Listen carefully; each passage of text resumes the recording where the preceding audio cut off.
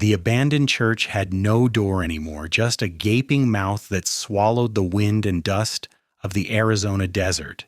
And Beatrice Owens had been sleeping against its crumbling altar for 3 weeks when she finally ran out of the dried beef she'd stolen from a supply wagon outside Yuma. Her stomach cramped as she shifted on the wooden floor, pulling her thin shawl tighter around her shoulders. The summer of 1883 was unforgiving in Quartzsite. Even at night when the temperature dropped enough to make her teeth chatter, she'd found this place by accident, stumbling through the darkness after fleeing from her uncle's house, from his drunken rages and the bruises that painted her arms purple and yellow. The church had been abandoned for years, its congregation long gone, after the silver mines dried up and took half the town's population with them. Now it stood alone on the eastern edge of town, forgotten by everyone except the occasional coyote that wandered through looking for shelter. Beatrice was 22 years old, and she'd never felt more alone in her entire life. Her parents had died of fever when she was 17, leaving her in the care of her father's brother, a man who'd turned meaner with every bottle of whiskey he emptied.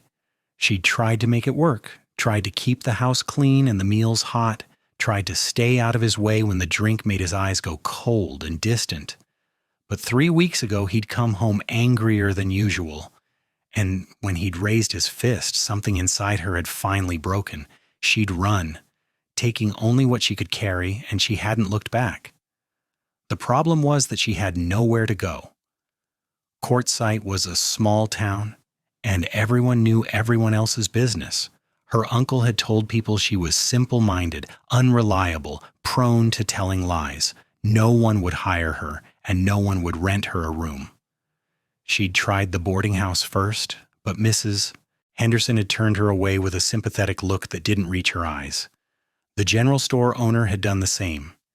Even the saloon keeper, a woman named Martha, who'd seen her share of hard luck cases, had shaken her head and said she couldn't afford to take on charity, so Beatrice had found the church, and she'd made it her home.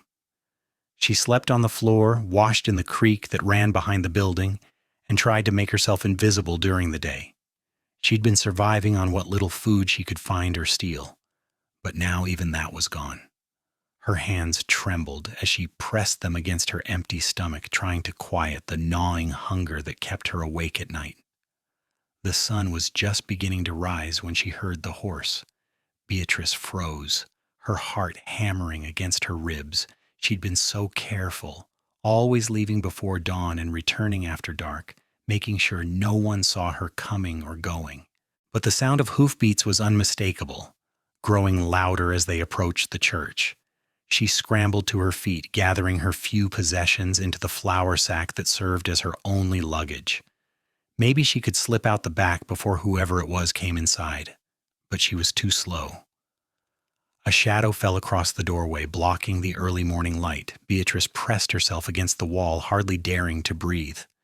The shadow moved, and then a man stepped inside. He was tall, with broad shoulders and sun-darkened skin that spoke of long days working outdoors. His dark hair was slightly too long, curling at the collar of his worn cotton shirt, and his eyes were the color of honey in sunlight. He wore dusty trousers and scuffed boots, and a hat that had seen better days hung from his hand. He looked to be in his late 20s, maybe 30 at most, and there was something careful in the way he moved, as if he was trying not to startle her. "I didn't mean to scare you," he said, his voice low and gentle. "I saw smoke from your fire last night. Figured someone might be staying here." Beatrice didn't answer. She couldn't. Her throat had closed up with fear, and all she could think about was her uncle, about what would happen if this stranger dragged her back to that house. The man seemed to sense her terror because he took a step back, giving her more space. "My name is Elijah Quinn," he said. "I have a ranch about 5 miles west of here. I've been riding past this church for weeks now, and I've noticed things, small things, signs that someone's been living here." "I'll leave," Beatrice managed to say, her voice coming out as barely more than a whisper. "I didn't mean to cause trouble. I'll go right now." Elijah shook his head. "That's not why I'm here." He paused, seeming to choose his words carefully. "It's hot as hell during the day and cold at night. There's no real shelter here, no protection from the elements. And I'm guessing you don't have much in the way of food or water." Beatrice said nothing. What could she say? He was right about everything. "I came here to make you an offer," Elijah continued. "My home has an empty room. It belonged to my sister before she got married and moved to Tucson last year. It's just sitting there, gathering dust. You could stay there if you wanted. No strings attached. Just a safe place to sleep and regular meals." For a moment, Beatrice could only stare at him. It had to be a trick. Men didn't make offers like that without wanting something in return. She'd learned that lesson the hard way, growing up in her uncle's house. "Why?" she finally asked. "Why would you do that for a stranger?" Elijah looked down at his hat, turning it slowly in his hands. "My sister was in a bad situation once," he said quietly. "Her first husband, he wasn't a good man. He hurt her. By the time I found out what was happening, she'd been suffering for months, too scared to ask for help. I got her out of there, but it took time. Too much time." He raised his eyes to meet hers, and Beatrice saw something raw and honest in his expression. "I see those bruises on your arms, and I can guess at what you're running from.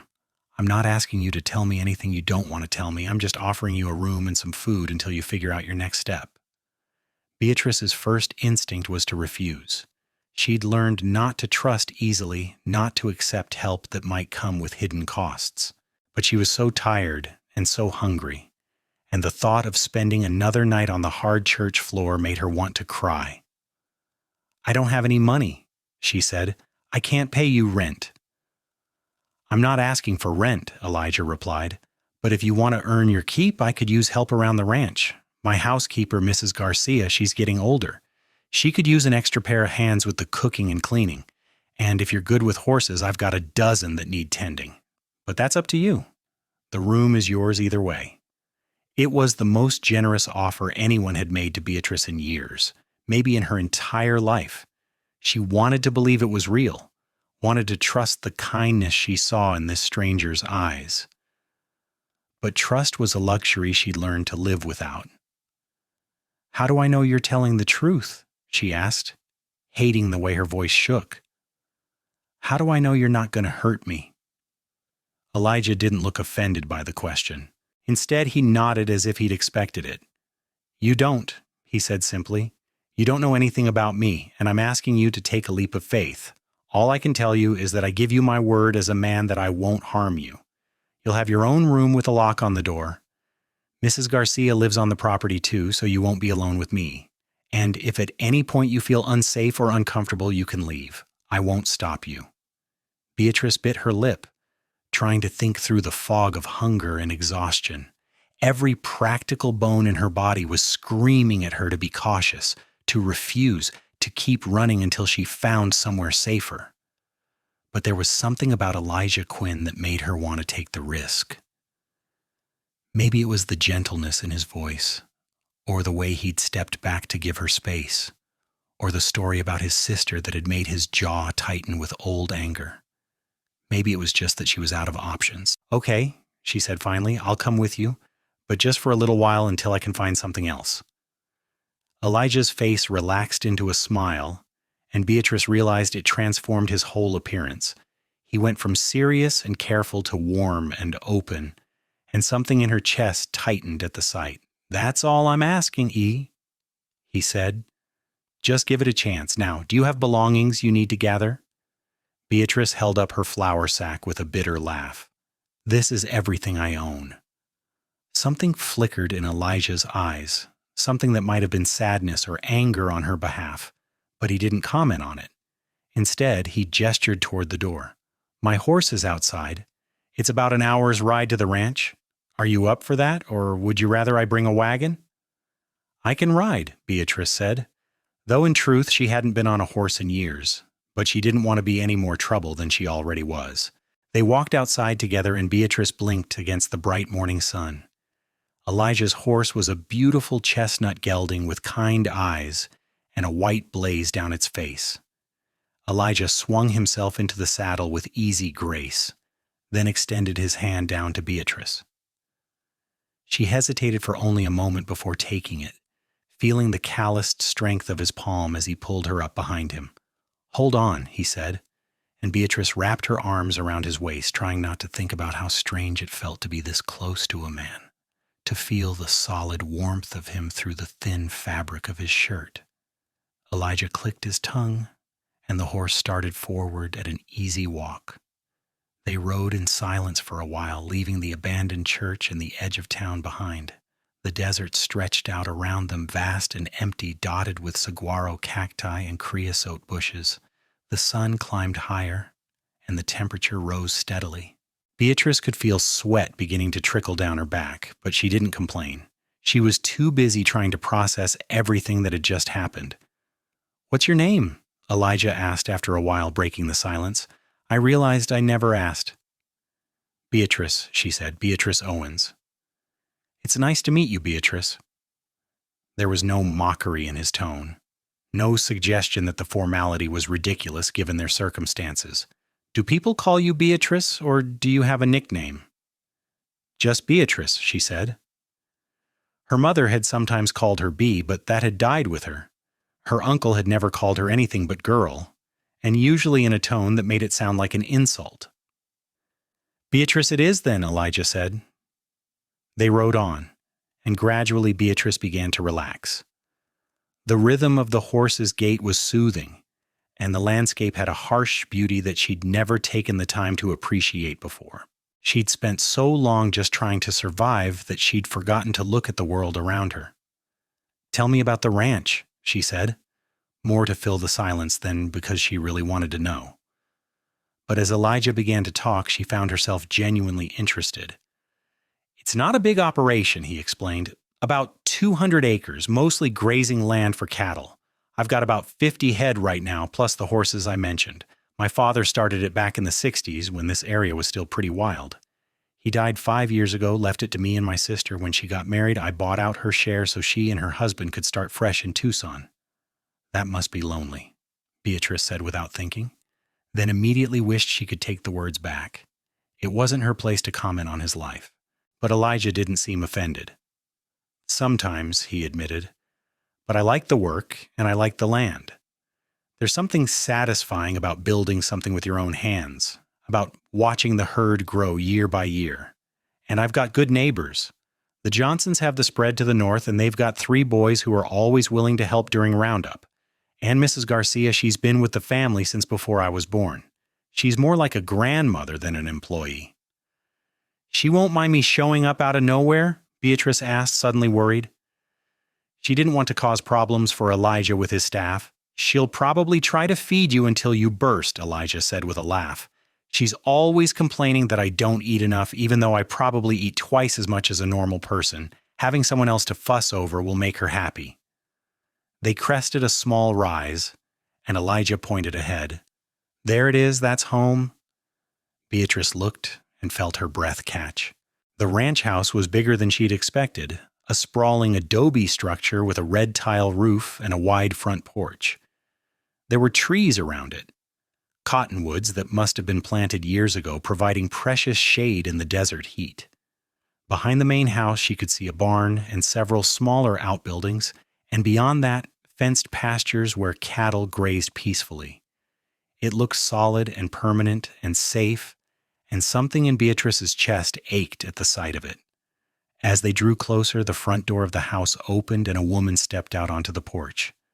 She was short and round, with silver-streaked black hair pulled back in a bun and a weathered brown face that creased into 1,000 wrinkles when she smiled. She wore a simple dress covered by an apron, and she held a wooden spoon in one hand, as if she'd just come from the kitchen. "Elijah," she called out in Spanish-accented English, "you're late for breakfast. I was about to feed your eggs to the chickens." "Sorry, Mrs. Garcia," Elijah called back as he reined the horse to a stop in front of the porch. "I had to make a detour this morning." He dismounted, then turned to help Beatrice down. Her legs were shaky from the ride, and she was grateful for the steadying hand he offered. Mrs. Garcia's eyes went wide as she took in Beatrice's appearance. Beatrice was suddenly painfully aware of how she must look, with her dirty dress and tangled hair, and the hollow look that came from too many days without enough food. But instead of judgment, she saw only concern in the older woman's expression. Dios mío, Mrs. Garcia breathed.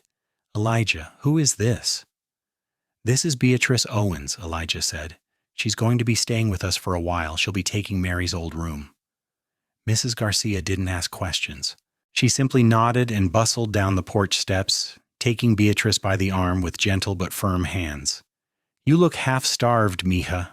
Come inside. I have breakfast ready, and then we will get you cleaned up and into some decent clothes. You are about the same size as Mary, yes? Her things are still in the closet. Beatrice found herself being swept into the house before she could protest. The interior was cool and dim after the bright sunlight outside, and she had a confused impression of whitewashed walls and dark wooden furniture before Mrs. Garcia was guiding her into a large kitchen that smelled like heaven. There was a table set for two with plates of eggs and bacon and fresh bread that made Beatrice's mouth water. Sit, Mrs. Garcia commanded, pulling out a chair. Beatrice sat, feeling dazed. Elijah came in behind them, hanging his hat on a peg by the door. I will make another plate, Mrs. Garcia announced, already moving toward the stove. You both must be hungry. You don't have to go to any trouble, Beatrice started to say, but Mrs. Garcia waved the wooden spoon at her dismissively. Nonsense, it is no trouble. Eat what is there, I will bring more. Beatrice looked at the food in front of her, and her stomach clenched painfully. She wanted to fall on it like a starving animal, but she forced herself to move slowly, to take small bites and chew carefully. The last thing she wanted was to make herself sick in front of these people who were being so kind to her. Elijah sat down across from her and began to eat his own breakfast, seemingly unaware of or uninterested in the tears that were sliding down Beatrice's cheeks. She tried to wipe them away discreetly, but Mrs. Garcia saw and made a soft sound of sympathy. She set a plate piled high with food in front of Beatrice and then wrapped one arm around her shoulders, squeezing gently. You are safe here, mija, she said quietly. Whatever you are running from, it cannot reach you here. Eat, rest, and do not worry about anything else today. Beatrice nodded, not trusting herself to speak. She ate slowly, savoring every bite, while Elijah and Mrs. Garcia talked about ranch business in low voices. They seemed to be deliberately giving her space, not pressing her with questions or demanding explanations. It was such a contrast to her uncle's house, where every moment had been filled with tension and fear, that Beatrice felt like she'd stepped into a different world entirely. When she finally couldn't eat another bite, Mrs. Garcia cleared the plates and then led Beatrice down a hallway to a bedroom at the back of the house. It was a simple room, but clean and bright, with a real bed covered in a colorful quilt, a dresser, and a small table with a basin and pitcher. There was a window that looked out over the back pastures, and curtains that stirred in the slight breeze. This was Mary's room, Mrs. Garcia explained, opening the closet to reveal several dresses hanging inside. She left most of her old clothes when she moved. She said she wanted new things for her new life. You may have whatever you like. They will fit you well enough, I think, once we put some meat on your bones. Beatrice ran her hand over one of the dresses, a simple blue cotton that looked like it had been well cared for. I don't know how to thank you, she said, her voice breaking. You and Mr. Quinn, you've been so kind. I don't deserve this. Mrs. Garcia turned to face her, and there was something fierce in her expression. Everyone deserves kindness, mija. Everyone deserves a safe place to sleep and enough food to eat. Do not let anyone tell you otherwise. She patted Beatrice's cheek gently. Now I will heat water for a bath. You wash away the dust and fear, put on clean clothes, and then you rest. Tomorrow will be soon enough to talk about what comes next. True to her word, Mrs. Garcia brought buckets of heated water and filled a large copper tub that she dragged into the room. Beatrice waited until she was alone, then stripped off her filthy dress and sank into the water with a sigh of pure relief. She scrubbed her skin until it was pink and washed her hair 3 times, trying to remove weeks of accumulated grime. When she finally climbed out and dried herself with the towel Mrs. Garcia had left, she felt more human than she had in a long time. She chose the blue cotton dress from the closet and pulled it on, pleased to find that it fit reasonably well. It was a little loose in places, testament to how much weight she'd lost, but it was clean and whole and infinitely better than the rags she'd been wearing. She brushed out her hair as best she could and left it hanging loose to dry, then looked at herself in the small mirror that hung over the dresser. The face that looked back at her was still too thin, with shadows under the eyes and cheekbones that stood out too sharply. But there was color in her cheeks now, and she looked clean and cared for. She looked like a person again, not a ghost haunting an abandoned church. There was a soft knock on the door, and Mrs. Garcia's voice called out, "May I come in, mija?" "Yes, of course," Beatrice replied, and the older woman entered carrying a tray with a glass of water and what looked like a slice of pound cake. "I thought you might like something sweet," Mrs. Garcia said, setting the tray on the small table. "And you should rest now. You look exhausted." "I am," Beatrice admitted. She felt like she could sleep for a week. "But I don't want to be a burden. If there's work I can do to help, I'd like to start earning my keep." Mrs. Garcia smiled. "There will be time for that later. Today you rest. Tomorrow we will see what you are capable of." She paused in the doorway, looking back at Beatrice with warm eyes. "I am glad Elijah found you. This house has been too quiet since Mary left. It will be good to have another woman around." After she left, Beatrice ate the cake slowly, savoring the sweetness, and drank the entire glass of water. Then she lay down on the bed, meaning to rest for just a few minutes. But the moment her head hit the pillow, she was asleep, falling into a deep and dreamless darkness that held no fear for the first time in weeks. She woke to late afternoon sunlight slanting through the window and the sound of voices outside. For a moment she was disoriented, not remembering where she was. Then it all came back to her. The church, Elijah Quinn, the offer of a room and safety. She sat up slowly, feeling more rested than she had in months, and went to the window to look out. Elijah was in the corral behind the barn, working with a young horse that kept trying to dance away from him. He moved with patient persistence, his voice too low for Beatrice to hear, but his body language calm and reassuring. She watched as he finally managed to get a saddle blanket on the horse's back, praising it lavishly before removing the blanket and starting the process over again. There was something mesmerizing about watching him work. He had a natural grace that came from years of practice, and he treated the horse with a respect that touched something deep inside Beatrice. She'd spent so long around her uncle, who treated everything and everyone with contempt, that she'd almost forgotten what it looked like when a man was genuinely kind. She turned away from the window, suddenly aware that she was staring. It was dangerous to let herself think about Elijah Quinn as anything other than a temporary benefactor. She couldn't afford to get attached, couldn't afford to start imagining a future here. She had to remember that this was just a stopping point, a place to catch her breath before she figured out her next move. But even as she thought it, she felt a pang of longing. What would it be like to stay here? To wake up every morning in this comfortable room, to have regular meals and honest work and people who treated her with kindness? What would it be like to be safe? There was another knock on the door, gentler this time. When Beatrice opened it, she found Elijah standing in the hallway, his hat in his hands. He'd cleaned up since morning, and his hair was still damp from washing. "I hope I didn't wake you," he said. "Mrs. Garcia said you were resting, but I wanted to check in before dinner. How are you feeling?" "Much better, thank you," Beatrice said. She was suddenly shy, aware of the kindness in his honey-colored eyes and the way he was looking at her as if he actually cared about her answer. The bath and the rest helped a lot. "And thank you for the dress. I promise I'll find a way to repay you for everything." Elijah waved the comment away. "There's nothing to repay. I meant what I said this morning. This is freely given, no strings attached." He hesitated, then added, "But I did want to talk to you about something. Can we sit on the porch for a bit? It's cooler out there than inside." Beatrice followed him through the house and out onto the front porch, where two rocking chairs sat side by side. The sun was beginning to set, painting the desert sky in shades of orange and pink and purple. It was beautiful, in a stark, unforgiving way. They sat in silence for a moment before Elijah spoke. "I want you to know that you don't have to tell me anything about your situation if you don't want to," he said. "But if there's anyone I need to worry about, anyone who might come looking for you, I'd like to know. Not because I'm going to send you away, but because I want to be prepared."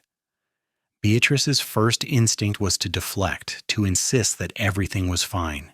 But she was tired of lying, tired of carrying the weight of her secrets alone. And something about Elijah made her want to trust him. "My uncle," she said quietly. "I was living with him after my parents died. He drinks, and when he drinks, he gets mean. 3 weeks ago, it got bad enough that I ran. I've been hiding in that church ever since, too scared to ask anyone for help because he told everyone in town that I was a liar and unstable. No one would believe me if I told them what he'd done." Elijah's jaw tightened, and his hands gripped the arms of the rocking chair hard enough that his knuckles went white. "What's his name?" he asked, his voice carefully controlled. "Thomas Owens," Beatrice said. "He lives on the south side of town, in a little house near the dry goods store. But please don't do anything. I don't want to cause trouble. I just want to be left alone." "You're not causing trouble," Elijah said firmly. "He is. And if he comes around here looking for you, he'll find out exactly what I think of men who hurt women." He took a breath, visibly calming himself. "But you're right that confronting him directly might make things worse. I'll talk to Sheriff Morrison, let him know the situation. He's a good man, and he'll make sure your uncle knows that you're under my protection now." The phrase, "under my protection," sent a warm shiver through Beatrice. She'd been on her own for so long that the idea of someone standing between her and danger was almost overwhelming. "Thank you," she whispered. "You don't know what this means to me." "I think I do," Elijah said softly. He turned to look at her, and there was something in his expression that made Beatrice's breath catch. It wasn't pity exactly, and it wasn't desire. It was something gentler and more complex, a mixture of compassion and understanding, and something else she couldn't quite name. "I told you about my sister this morning. What I didn't tell you was how guilty I felt for not seeing what was happening to her sooner. She was suffering right under my nose, and I was too busy with the ranch to notice. I swore then that I'd never turn a blind eye to someone in need again. So when I saw signs that someone was living in that abandoned church, I knew I had to at least offer help. I'm just glad you were brave enough to accept it." "I didn't feel brave," Beatrice admitted. "I felt desperate." "Sometimes those are the same thing," Elijah said with a small smile. "Bravery isn't about not being scared. It's about doing what you need to do even when you are scared." They sat together as the sun finished setting, and the stars began to emerge in the darkening sky. Mrs. Garcia called them in for dinner, a hearty meal of beef stew and fresh bread that filled Beatrice's stomach and warmed her from the inside out. The conversation around the table was easy and comfortable, with Mrs. Garcia telling stories about Mary's childhood and Elijah adding his own memories with affectionate exasperation. "She once decided she wanted to be a trick rider in a traveling show," Elijah said, shaking his head at the memory. "She was about 15, and she spent weeks practicing standing on a horse's back, drove our father crazy with worry. She finally gave it up after she fell off and broke her wrist." "She was a wild one, that Mary," Mrs. Garcia agreed with a fond smile, "but she had a good heart, just like her brother." Beatrice listened to their stories and felt a pang of envy for the obvious warmth between them, the sense of family that she'd lost when her parents died. But it was a gentle envy, not bitter, and she found herself smiling at their anecdotes and slowly beginning to relax. After dinner, she insisted on helping with the dishes despite Mrs. Garcia's protests. It felt good to do something useful, to contribute in some small way.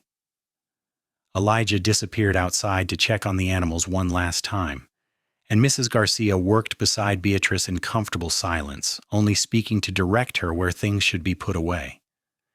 "He is a good man, my Elijah," Mrs. Garcia said eventually, her hands moving automatically through the familiar motions of washing and drying.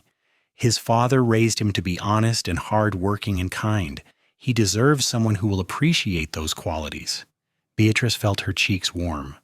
"I'm not staying permanently," she said quickly. This is just temporary until I can figure out what to do next." Mrs. Garcia gave her a knowing look but didn't argue. "We shall see, mija. We shall see." That night, Beatrice lay in Mary's bed and stared at the ceiling, her mind too full to sleep despite her exhaustion. Everything had changed so quickly. This morning she'd been hungry and scared and alone in an abandoned church. Tonight she was clean and fed and safe in a comfortable room with a lock on the door. It felt like a dream, and she was half afraid she'd wake up to find herself back on the hard floor with nothing but dust and wind for company. But when morning came, she was still in the soft bed, and sunlight was streaming through the window, and she could hear Mrs. Garcia humming in the kitchen. Beatrice dressed quickly in another of Mary's dresses, this one a practical brown cotton, and went to see what she could do to help. Over the next few days, she settled into a routine. She helped Mrs. Garcia with the cooking and cleaning, discovered that she had a knack for baking bread, and slowly began to put on weight as regular meals filled out her too thin frame. Elijah was often out working on the ranch, but he always came in for meals, and Beatrice found herself looking forward to those times when they could all sit together and talk. She learned that Elijah was 28, that he'd never been married because he'd been too busy building up the ranch to think about courting anyone. She learned that he loved horses more than cattle, but kept cattle because they were more profitable. She learned that he read books in the evenings when he had time, mostly adventure stories and histories of the West. She learned that he had a dry sense of humor that caught her off guard and made her laugh when she least expected it. And slowly, carefully, she began to trust that this was real, that she could stay here, at least for a while, without waiting for the other shoe to drop. It was about a week after her arrival when Sheriff Morrison came by. Beatrice was in the kitchen making pies with Mrs. Garcia when she heard the knock on the door and Elijah's voice greeting someone. A moment later, Elijah appeared in the kitchen doorway with a tall, gray-haired man in a sheriff's badge. "Beatrice, this is Sheriff Morrison," Elijah said. "He wanted to meet you and ask a few questions if you're up for it." Beatrice wiped her flour-covered hands on her apron, her heart starting to pound. "Is something wrong? Did my uncle send you?" "No, madam," Sheriff Morrison said kindly. He had a weathered face and sharp blue eyes that seemed to see everything, but his expression was gentle. "Elijah told me about your situation, and I wanted to let you know that I've had a word with Thomas Owens. I explained to him that you're an adult woman free to live where you choose, and that if he tries to force you to return to his house or harms you in any way, he'll be dealing with the law. He wasn't happy about it, but he understood the message." Beatrice felt weak with relief. "Thank you, Sheriff. I was so afraid he'd come looking for me." "He knows better now," Sheriff Morrison assured her. "And if he gives you any trouble, you come straight to me or send word through Elijah. I take a dim view of men who hurt women, and your uncle knows it." He tipped his hat to her. "You take care now, Miss Owens. You're in good hands here." After he left, Beatrice found that she was shaking. Elijah took her by the elbow and guided her into a chair while Mrs. Garcia pressed a cup of water into her hands. "It's really over," Beatrice whispered, hardly able to believe it. "He can't force me to go back." "No, he can't," Elijah agreed. "You're free, Beatrice, free to make your own choices and live your own life, and for as long as you want to stay here, you have a home." Beatrice looked up at him, at the sincerity in his honey-colored eyes, and felt something shift in her chest. It was more than gratitude, deeper than relief. It was the beginning of something she was afraid to name, something that felt like hope and possibility and the tentative stirrings of affection. The days turned into weeks, and Beatrice found herself falling into the rhythm of ranch life. She discovered that she loved working with her hands, loved the satisfaction of baking bread that came out perfectly golden, of hanging laundry that dried crisp in the desert sun, of tending the kitchen garden that Mrs. Garcia had planted behind the house. She also discovered that she wasn't afraid of horses, despite having little experience with them. Elijah taught her how to curry them and check their hooves, how to read their body language and approach them calmly. "You have a good touch," he told her one afternoon as they stood in the barn. Beatrice carefully brushing out the mane of a gentle mare named Daisy. Horses respond to confidence and kindness, and you've got both. I'm still learning, Beatrice said, but she couldn't help smiling at the compliment. She was standing close enough to Elijah that she could smell the clean scent of soap and leather, could see the fine lines at the corners of his eyes from squinting into the sun. He'd rolled up his shirt sleeves against the heat, and she found her gaze drawn to the strong muscles of his forearms, the way his hands moved with such sureness and skill. She looked away quickly, feeling her cheeks warm. It was happening more and more often lately, these moments when she caught herself staring at him, noticing details she had no business noticing. The way he smiled when he thought no one was watching. The sound of his laugh when Mrs. Garcia teased him. The gentleness in his voice when he talked to the animals. She was falling for him slowly but inexorably, and she didn't know what to do about it. Elijah Quinn was kind to her because he was a kind man, not because he felt anything beyond basic compassion. She was a charity case, someone he'd rescued out of the goodness of his heart. It would be foolish and presumptuous to imagine that he might see her as anything more than that, but sometimes she caught him looking at her with an expression she couldn't quite read. Sometimes his hand would brush against hers when they both reached for the same thing, and the contact would linger a heartbeat longer than necessary. Sometimes she thought she saw something warm and interested in his eyes, something that made her pulse quicken and her breath catch. It was Mrs. Garcia who finally said something. They were alone in the kitchen one afternoon preparing dinner while Elijah was out mending fences with one of the neighboring ranchers.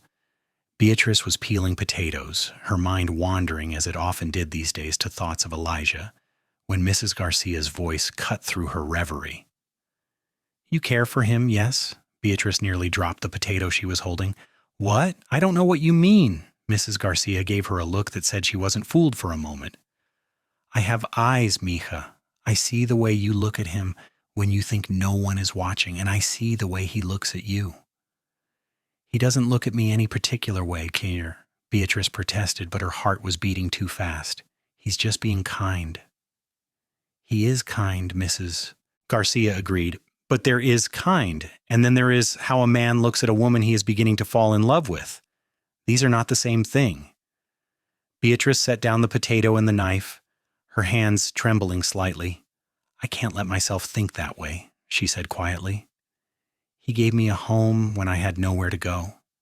It would be wrong to repay that kindness by developing feelings I have no right to have. Besides, even if I did care for him in that way, why would a man like Elijah Quinn want someone like me? I have nothing to offer him. No money, no family, no prospects.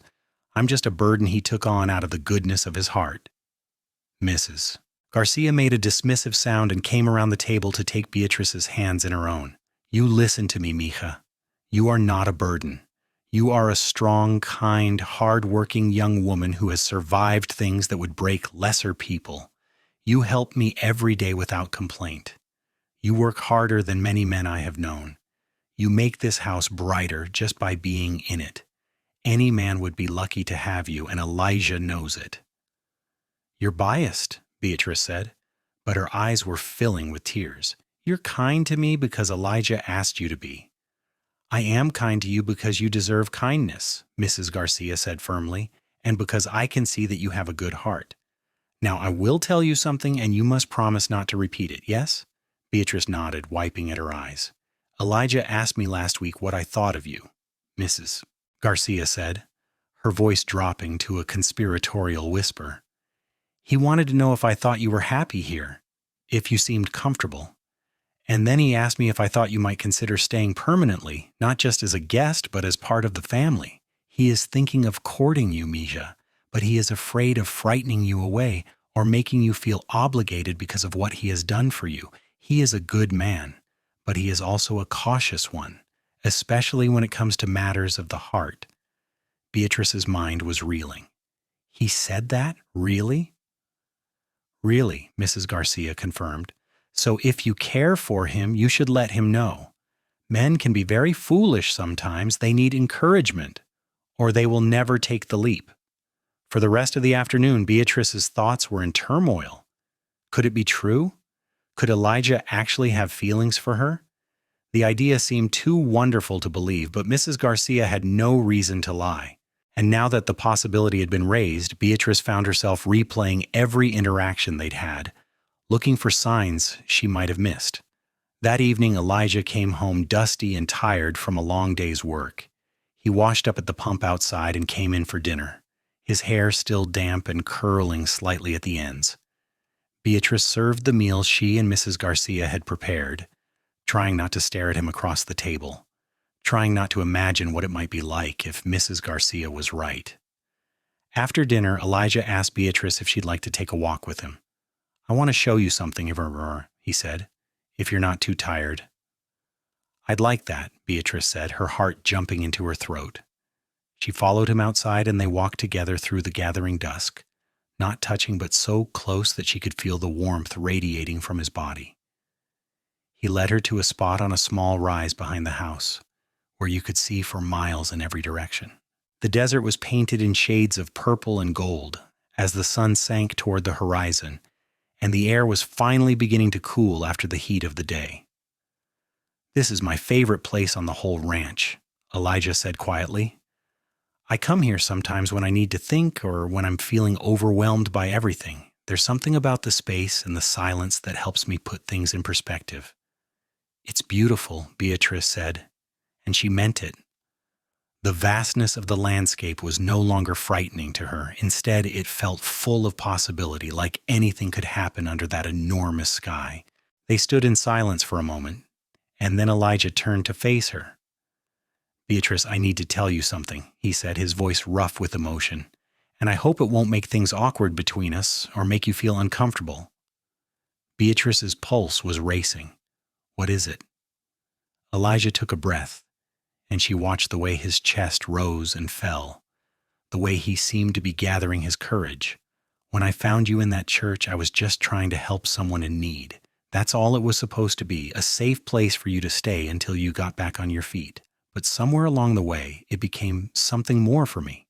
Watching you laugh with Mrs. Garcia, seeing you gain confidence every day, learning who you are beneath all the fear and hurt you'd been carrying. I started looking forward to mealtimes because I knew I'd get to see you. I started finding excuses to be near the house instead of out on the range, and I realized that I was falling for you, Beatrice, falling hard, in a way I've never felt before." Beatrice could hardly breathe. "Elijah." He held up a hand. "Let me finish, please.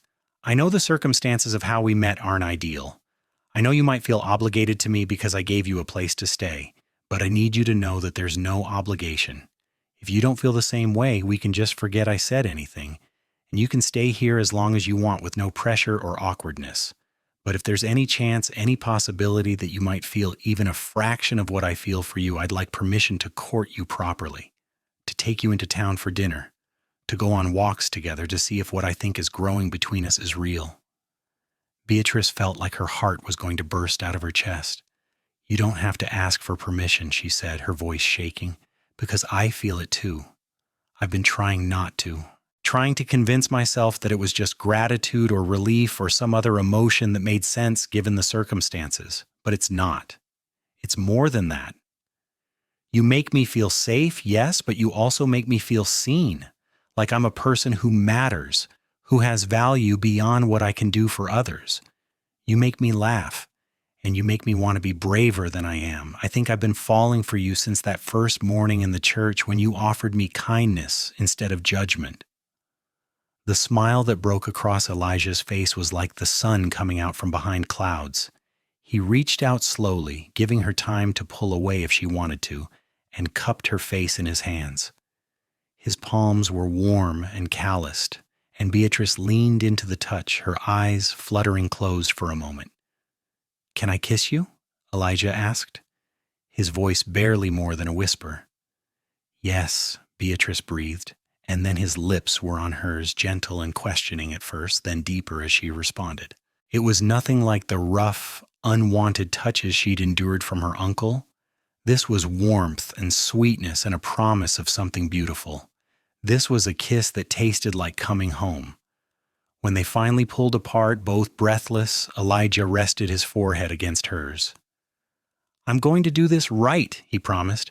I'm going to court you properly, the way you deserve. No rushing, no pressure. We'll take all the time we need to be sure." "I'm already sure," Beatrice said with a soft laugh, "but I'll enjoy being courted by you." They walked back to the house hand in hand, and Beatrice felt like she was floating. Mrs. Garcia took one look at them when they came through the door and smiled knowingly, but she didn't say anything, just shooed them toward the sitting room while she finished cleaning up from dinner. Elijah and Beatrice sat together on the old sofa, not quite touching, but close enough that she could feel the warmth of him beside her. They talked for hours, sharing stories about their childhoods, their hopes and dreams, the small details that people share when they're beginning to weave their lives together. Beatrice told him about her parents, how her father had been a school teacher and her mother had loved to sing. Elijah told her about learning to ride before he could walk, about the time he and Mary had gotten lost in a dust storm, and his father had ridden out to find them. "I was terrified," he admitted. "Not for myself, but for Mary. She was only 6 and I was responsible for her. When our father finally found us huddled behind a rock outcropping, I thought he'd be furious, but he just pulled us both into his arms and held us until we stopped shaking. Then he told me that being responsible for someone doesn't mean never making mistakes. It means doing your best and asking for help when you need it." "Your father sounds like he was a good man," Beatrice said softly. "He was," Elijah agreed. "I try to live up to his example every day. I don't always succeed, but I try." "I think you succeed more than you realize," Beatrice told him, and she meant it with every fiber of her being. The courting period that followed was the happiest time of Beatrice's life. Elijah was attentive without being smothering, romantic without being presumptuous. He brought her wildflowers from the desert, carefully avoiding the thorns on the prickly pear blooms. He took her into town for dinner at the small restaurant where they sat at a table by the window and talked until the owner politely informed them that it was closing time. He taught her to ride properly, patient and encouraging as she learned to move with the horse's rhythm instead of fighting against it. And slowly, inevitably, the people of Quartzsite began to change their opinions about Beatrice Owens. When they saw her riding into town beside Elijah Quinn, dressed in nice clothes and smiling like she had every right to be happy, they had to reconsider the stories Thomas Owens had told them. When Sheriff Morrison made it known that Beatrice was under Elijah's protection, and that anyone who treated her poorly would answer to him, the whispers and sideways glances stopped. People began to greet her on the street, to compliment her dress or ask about life on the Quinn ranch. Mrs. Henderson from the boarding house even apologized for turning her away, saying she'd been misled about Beatrice's character. Beatrice handled it all with grace, accepting apologies without bitterness, and slowly building friendships with the other women in town. She discovered that she liked being part of a community, liked having neighbors to chat with and friends to visit. And through it all, Elijah was beside her, steady and sure, letting everyone know without words that Beatrice Owens was important to him. Her uncle stayed away. Beatrice caught sight of him once across the street as she was coming out of the general store with Elijah. Thomas looked older than she remembered, his face more haggard and his eyes red-rimmed from drink. For a moment their gazes met, and Beatrice saw something flicker in his expression, something that might have been regret or shame. Then he looked away and hurried off in the other direction, and Beatrice felt only relief. Whatever power he'd once held over her was broken. She was free. 3 months after that first kiss, Elijah asked Beatrice to marry him.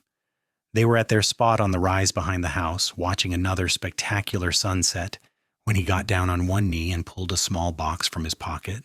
"I don't have much to offer you except hard work and a simple life," he said, his voice thick with emotion. "But I can promise that I will love you every day for the rest of my life. I will respect you and support you and stand beside you through whatever comes. Will you marry me, Beatrice? Will you let me spend my life trying to make you as happy as you've made me?" Beatrice was crying, but they were tears of joy this time, not sorrow. "Yes," she said, pulling him to his feet so she could kiss him. "Yes, 1,000 times yes.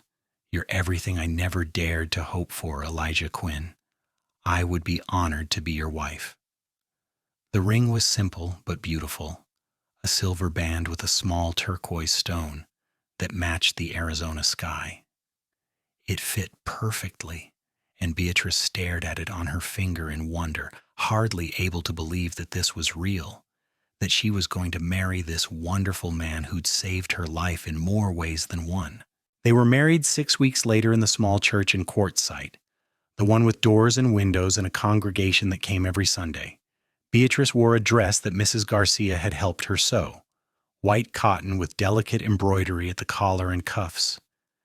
Mary came from Tucson with her husband, eager to meet the woman who'd captured her brother's heart, and she and Beatrice became instant friends. The neighbors came, filling the church to capacity, and Sheriff Morrison stood up beside Elijah as his best man. As Beatrice walked down the aisle on Mrs. Garcia's arm, seeing Elijah waiting for her at the altar with his eyes shining and his smile wide, she thought about how far she'd come. 6 months ago, she'd been sleeping on the floor of an abandoned church, hungry and scared and convinced that her life would never amount to anything. Now she was surrounded by people who cared about her, about to marry a man she loved more than she'd thought possible to love anyone. The ceremony was simple, but beautiful. When the preacher asked if anyone objected to the union, Beatrice held her breath, half afraid that her uncle would appear and try to ruin everything. But the church remained silent except for the shuffle of feet and the occasional cough. And then the preacher was pronouncing them husband and wife, and Elijah was kissing her in front of everyone, not caring who saw. The reception was held at the ranch, with tables set up in the yard, and enough food to feed twice the number of guests. There was music and dancing, and Beatrice found herself whirled from partner to partner, laughing until her sides hurt. But her favorite dance was the last one when Elijah took her in his arms, and they moved together slowly under the stars, neither of them speaking, just holding each other and savoring the moment. "Happy," he murmured into her hair. "Happier than I ever dreamed possible," Beatrice replied honestly. "Thank you for finding me. Thank you for seeing who I could be instead of just seeing what I'd been through." "Thank you for being brave enough to trust me," Elijah countered. "Thank you for making my house into a home." That night, after the guests had gone and Mrs. Garcia had tactfully retired to her small house behind the main building, Elijah carried Beatrice over the threshold of their bedroom. It was the same room she'd been staying in, but it felt different now, transformed from a temporary shelter into a permanent sanctuary. They made love gently and carefully, learning each other's bodies with patience and tenderness, and afterward they lay tangled together, talking softly until the sky began to lighten with dawn. "I want to give you everything," Elijah said, trailing his fingers along her arm in a touch that made her shiver. "I want to give you a life full of joy and laughter and all the things you were denied for so long." "You've already given me everything that matters," Beatrice told him. "You've given me safety and love and a place to belong. Everything else is just details." But as it turned out, there were many more wonderful details to come. Beatrice threw herself into life as a rancher's wife with the same determination she'd brought to surviving in the abandoned church. She learned to help with the cattle drives, to keep the ranch's books, to negotiate with buyers from the eastern markets. She expanded the kitchen garden until it was large enough to feed not just their household, but also to sell produce in town. She started raising chickens and selling eggs, then added a few pigs until she had a thriving side business that brought in extra income. Elijah watched her bloom with pride and wonder. She was nothing like the frightened, half-starved girl he'd found in the church. She was confident and capable and full of ideas for improving the ranch. They became true partners, making decisions together, supporting each other through difficult times, celebrating successes as a team. A year after their wedding, Beatrice realized she was pregnant. She told Elijah one evening after dinner, taking his hand and placing it on her still flat stomach with a tremulous smile. "There's going to be 3 of us soon," she said. "Maybe 4, if Mrs. Garcia wants to count herself in the total." Elijah's face went through a series of expressions in rapid succession. Confusion, understanding, disbelief, and finally pure joy. He swept Beatrice into his arms, spinning her around until she was laughing and begging him to put her down before he made her dizzy. "We're having a baby," he kept repeating as if he couldn't quite believe it. "We're really having a baby." "We're really having a baby," Beatrice confirmed. And then she was crying again. But these were the best tears, the kind that came from being so happy you couldn't contain it all inside. Mrs. Garcia was beside herself with excitement, immediately beginning to prepare for the baby's arrival.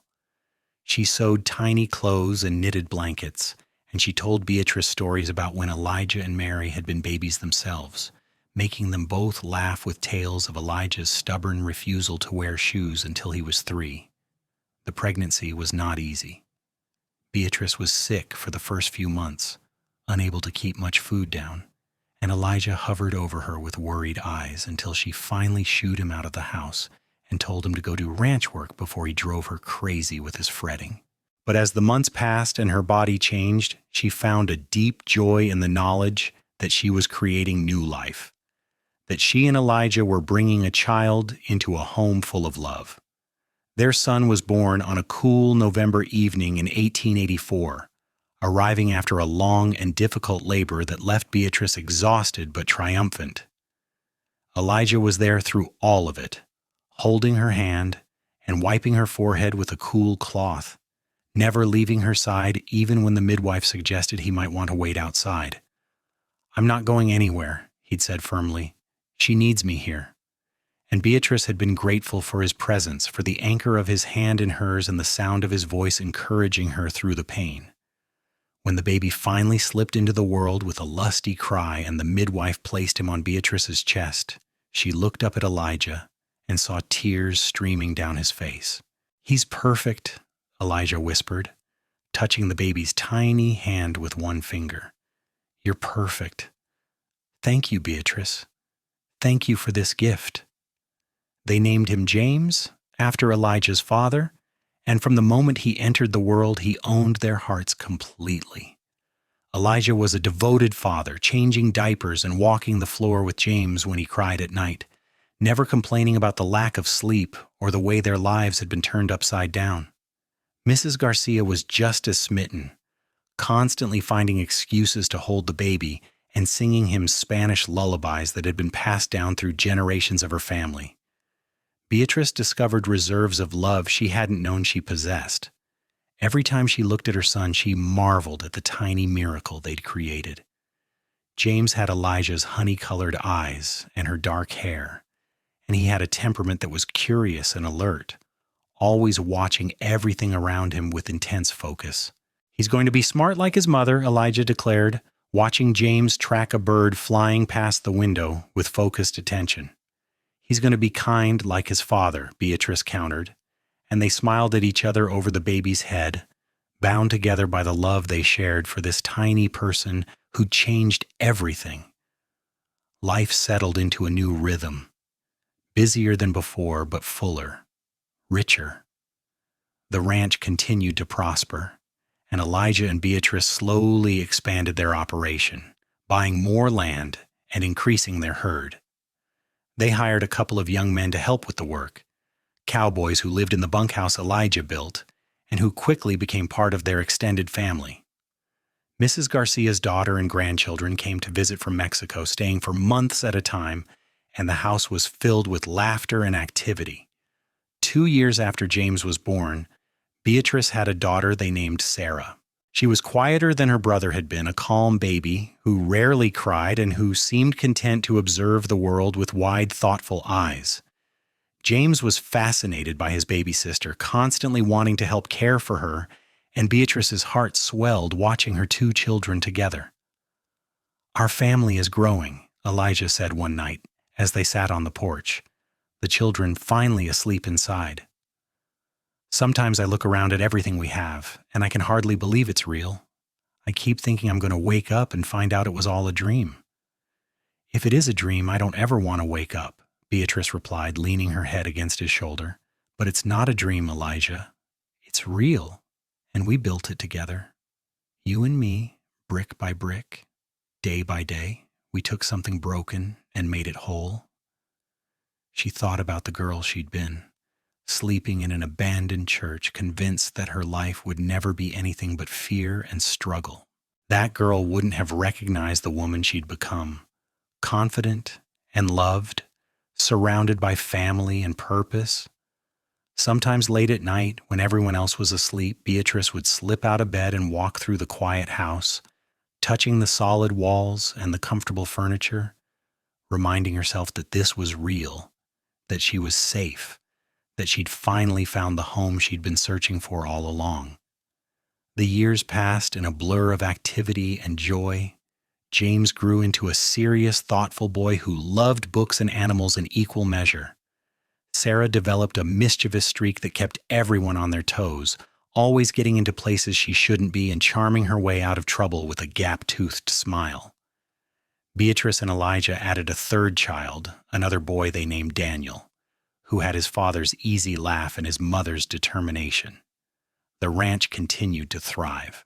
Elijah's reputation as a fair and honest dealer spread, and buyers sought them out specifically knowing they'd get quality cattle and an honest count. Beatrice's egg and produce business grew until she was supplying half the town, and she started experimenting with preserves and pickles that became so popular she could barely keep up with demand. They weren't rich, but they were comfortable, and more importantly, they were happy. Their home was always open to neighbors and friends, and hardly a week went by without guests at their table. Mary and her husband visited regularly, and their children played with James and Sarah and Daniel, forming bonds that would last a lifetime. On quiet evenings when the children were in bed and the ranch work was done, Beatrice and Elijah would sit together on the porch in their rocking chairs, holding hands and watching the sun set over the desert. Sometimes they talked about their day, about plans for the future, about their hopes and dreams for their children. Sometimes they sat in comfortable silence, simply enjoying each other's presence after all these years together. "Do you ever think about that day I found you in the church?" Elijah asked one evening, his thumb tracing circles on the back of her hand. "Do you ever wonder how different things would be if I hadn't ridden past that morning?" "I try not to think about it," Beatrice admitted. "It scares me, imagining how close I came to losing all of this. If you'd taken a different path, if you decided to mind your own business, if I'd been too scared to accept your help. So many things had to go exactly right for us to end up here. It feels like a miracle." "Maybe it was," Elijah said softly. "Maybe some things are just meant to be. I look at you, at our children, at the life we've built together, and I can't imagine any other path. This is where I was always supposed to end up, with you." Beatrice turned to look at him, at the face she knew better than her own, at the man who'd saved her and loved her and given her a reason to believe in happy endings. "I love you," she said. "Love you." Simple words that couldn't begin to encompass everything she felt, but they were the best she had. "I love you more than I can say. Thank you for riding past that church. Thank you for seeing someone worth saving when everyone else saw only damaged goods. Thank you for giving me a home." "You gave me a home too," Elijah replied. "This house was just walls and wood before you came into it. You filled it with warmth and love and life. You made it matter. We made it matter together." As the sun dipped below the horizon and the stars began to emerge in the darkening sky, Beatrice felt a deep sense of peace settle over her. She'd traveled a long, difficult road to get here. From those terrible days in her uncle's house to the desperate nights in the abandoned church to this moment, sitting on her own porch beside the man she loved more than life itself. The journey had been hard, but it had been worth it. Every moment of fear and struggle had led her to this place, to this family, to this love that sustained her and made her whole. The years continued to unfold in a pattern of seasons and celebrations. James grew into a young man who combined his father's practical skills with his mother's business acumen, taking on more responsibility at the ranch and showing every sign of being able to run it himself someday. Sarah surprised everyone by developing a passion for medicine after helping the town doctor treat a cowboy who'd been injured in a fall. She devoured every medical book she could get her hands on and talked about going to nursing school back east, a prospect that both terrified and thrilled Beatrice. Daniel, the baby of the family, was still finding his way, but he had a gift with horses that reminded everyone of his father, and he spent hours in the corral working with the young colts. Elijah's hair began to gray at the temples, and Beatrice found a few silver threads in her own dark hair when she looked in the mirror. But age brought dignity rather than decline. They were both still strong and capable, weathered by sun and work, but healthy and vital. They'd built something that would last beyond their own lifetimes, a legacy of love and hard work and faith in each other. One afternoon, nearly 20 years after that first meeting in the abandoned church, Beatrice found herself riding into town alone for supplies. Elijah had been needed at the ranch to deal with a fence that had been damaged by a flash flood, and she'd assured him she could handle the errand on her own. She was just coming out of the general store, her arms full of packages, when she saw Thomas Owens across the street. He'd aged badly in the years since she'd last seen him. His face was bloated and red, his body bent with illness or drink or both. He stood swaying slightly outside the saloon, looking like a ghost of the man who'd once terrified her so completely. For a moment, Beatrice felt an echo of that old fear, that instinctive flinch that had been beaten into her over years of abuse. But then it passed, replaced by something unexpected: pity. This man had hurt her, yes, but he'd also been eaten up by his own bitterness and weakness. He'd had a chance to have family, to be loved and needed, and he'd thrown it away in favor of the bottle. Now he stood alone, avoided by everyone who passed, a cautionary tale about the consequences of cruelty. Thomas looked up and saw her watching him. Their eyes met, and Beatrice saw him recognize her. For a long moment, neither of them moved. Then Beatrice gave him a small, dignified nod, an acknowledgement of shared history without forgiveness or reconciliation. She turned and walked to her horse, loaded her packages into the saddlebags, and rode away without looking back. That evening, she told Elijah about the encounter as they were getting ready for bed. "I thought I'd feel angry seeing him again," she said, brushing out her hair in front of the mirror. "Or scared, or something strong and violent. But all I felt was sad. Sad for the man he could have been if he'd made different choices, sad for all the years he wasted being angry at the world, and grateful that I didn't let him define my life or limit what I could become." Elijah came up behind her and wrapped his arms around her waist, meeting her eyes in the mirror. "You're the strongest person I know," he said. "You took everything he tried to do to break you, and you used it to become even stronger. I'm so proud of you, Beatrice. So proud of the woman you are and the mother you've become and the partner you've been to me all these years." Beatrice turned in his arms and kissed him, a kiss that held 20 years of love and trust and partnership. "We've been good for each other, she said. "We took two broken pieces and made something whole and beautiful. That's what I'm most proud of. Not just surviving, but thriving. Not just escaping darkness, but building something full of light." They stood together in the quiet of their bedroom, holding each other and counting their blessings. Outside, the desert night was alive with sounds: the distant howl of coyotes and the rustle of wind through the cottonwoods. Their children slept soundly in their rooms down the hall. The ranch stretched around them, acres of land that they'd worked and nurtured and made productive through years of sweat and dedication. And through it all, the thread that held everything together was the love between them, the commitment they'd made to each other on a sunset-painted rise all those years ago. Time moved on, as it always does. Mrs. Garcia passed away peacefully in her sleep at the age of 78, surrounded by everyone who loved her. The loss hit them all hard, but especially Beatrice and Elijah, who'd relied on her wisdom and warmth for so many years. They buried her in the small cemetery outside town, under a cottonwood tree where she'd be shaded from the harsh sun, and they made sure her grandchildren received a portion of the ranch profits every year, as thanks for all her years of service and love. James married a school teacher from Tucson and brought her home to the ranch, where they built a house on the eastern edge of the property and started their own family. Sarah did go to nursing school, making them all so proud they could hardly speak, and she returned to practice in Quartzsite, becoming the town's first female medical professional. Daniel took over most of the day-to-day running of the ranch, working alongside his father and learning everything Elijah had to teach him about the land and the animals and the delicate balance required to make a life in the desert. And through it all, Beatrice and Elijah remained the heart of the family, the steady center around which everything else revolved. They were grandparents now, delighting in James's children and watching the next generation grow. They were elders in the community, respected for their fairness and generosity, and the way they'd built a successful ranch through honest work.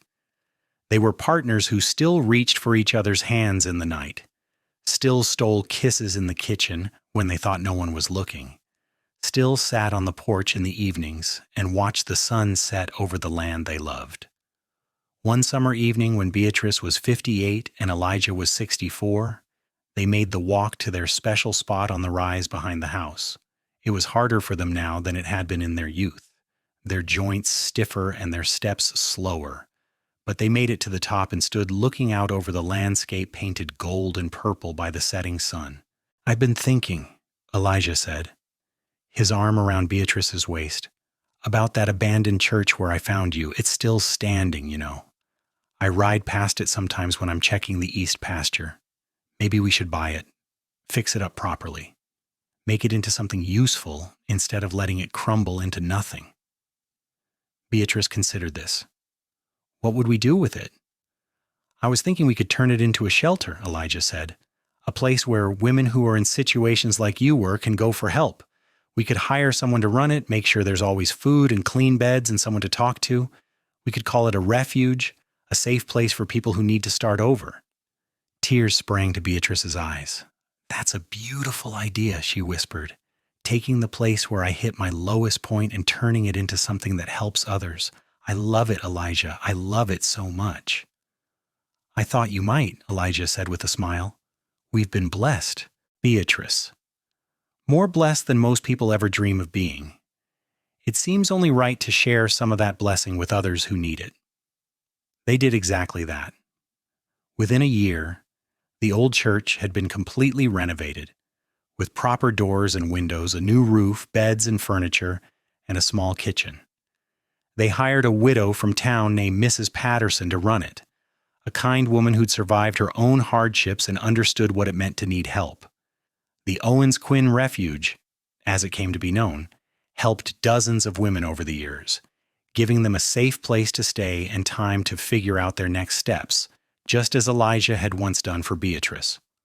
On the day they officially opened the refuge, Beatrice stood in the doorway of the old church and remembered the girl she'd been sleeping on the floor with nothing but fear and hunger for company. That girl was gone now, transformed by love and safety and the chance to become who she was always meant to be. But Beatrice never forgot her, never forgot what it felt like to be desperate and alone. And she made sure that every woman who came through those doors knew that there was hope, that circumstances could change, that a happy ending was possible even when it seemed impossible. Years passed, gentle and golden, each one a gift. Elijah's health began to fail slowly, as everyone's does eventually, but he remained sharp and engaged until the end. He died on a spring morning when he was 72, peacefully in his sleep with Beatrice beside him, holding his hand just as she'd held it through all their years together. The grief was crushing, the loss almost unbearable, but Beatrice was surrounded by her children and grandchildren, by the community they'd built, by the legacy of love they'd created together. She lived another 8 years without him, staying active in the ranch and the refuge, dispensing wisdom to her grandchildren and great-grandchildren, telling stories about their grandfather and making sure they knew what kind of man he'd been. She never remarried, never even considered it. Elijah had been the love of her life, the one who'd seen her when she was invisible, who'd offered her a home when she had nowhere to go, who'd loved her with a steadiness and devotion that had never wavered. On a warm October evening when the desert was painted in shades of amber and rust, Beatrice Quinn passed away in her sleep, in the bedroom she'd shared with Elijah, in the house that had been her sanctuary and her joy for more than 50 years.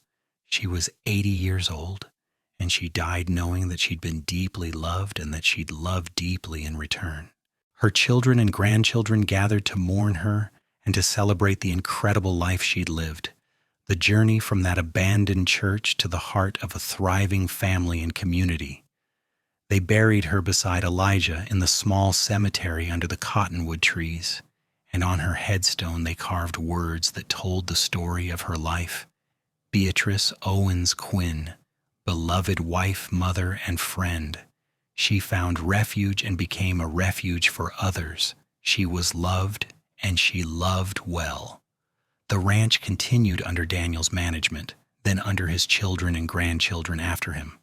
The Owens Quinn Refuge continued its work, helping generation after generation of women who needed a safe place and a fresh start.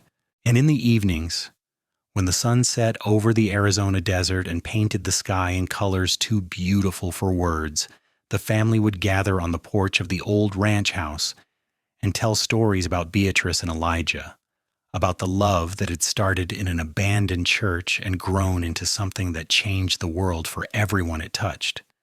It was a love story for the ages, a testament to the power of kindness and the possibility of redemption. It proved that even in the hardest of circumstances, in the wildest and most unforgiving of places, love could take root and grow and flourish. All it took was two people willing to take a chance on each other, willing to offer and accept the gift of a home, willing to build something beautiful out of broken pieces. And if sometimes on quiet desert evenings people claimed they could hear the sound of laughter coming from that old rise behind the ranch house, or see two figures standing hand in hand against the sunset sky, well, who was to say what was possible? Love like theirs didn't just disappear when life ended. It echoed through time, touching everyone who heard the story, inspiring them to be braver and kinder and more willing to take chances on each other. Beatrice and Elijah's love became part of the land itself, woven into the fabric of the desert, a permanent reminder that hope is never truly lost and that the offer of a home can change everything. The abandoned church where Beatrice had once slept in desperation continued to serve as a beacon of hope, just as she and Elijah had intended. Every woman who passed through its doors learned the story of its founders, of the cowboy who'd said, "My home has an empty room," and the woman brave enough to accept the offer. And they carried that story with them when they left, spreading it far and wide until it became legend, the kind of tale people told their children and grandchildren on quiet evenings when the stars came out and anything seemed possible. Because in the end, that's what love does. It transforms the ordinary into the extraordinary. It takes empty rooms and fills them with laughter and warmth. It looks at broken people and sees not what they are, but what they can become. It offers refuge to the lost and builds homes for the homeless and proves over and over again that the most powerful force in the world is not violence or greed or fear, but the simple decision to open your heart and your home to someone in need. Beatrice Owens found refuge in an abandoned church, and Elijah Quinn offered her an empty room in his home.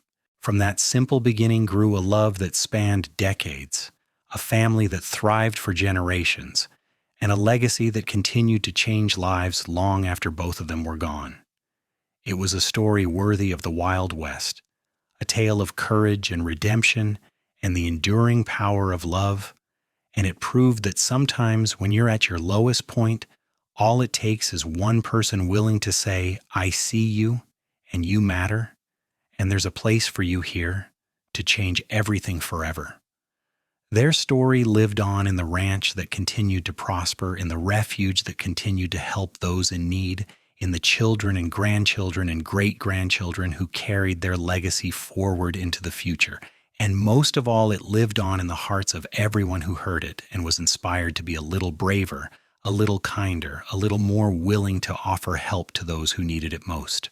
The Wild West was a harsh and unforgiving place, but it was also a place where transformation was possible, where people could reinvent themselves and build new lives from nothing.